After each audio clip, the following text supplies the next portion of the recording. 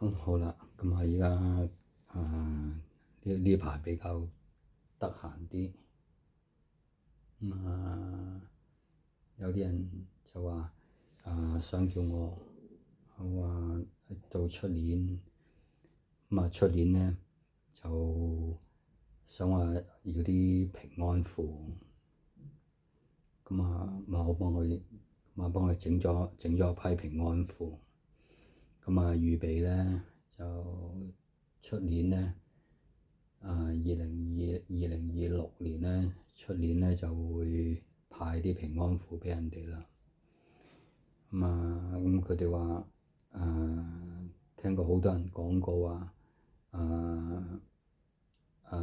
出年同埋2026啊、2027啊咁樣，唔係咁好咁樣。佢話想攞啲平安符帶下，咁好啦，幫佢整啦咁樣，整咗一批，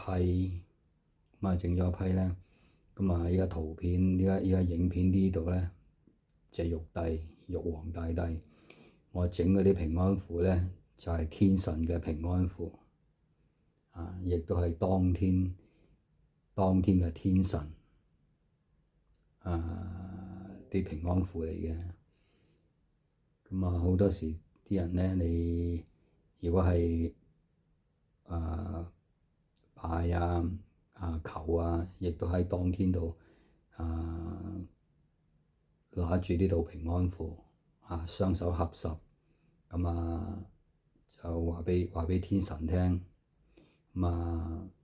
保佑下平安啦、身體健康啦咁樣啦。無他嘅，佢哋想即係平平安安度過呢一兩年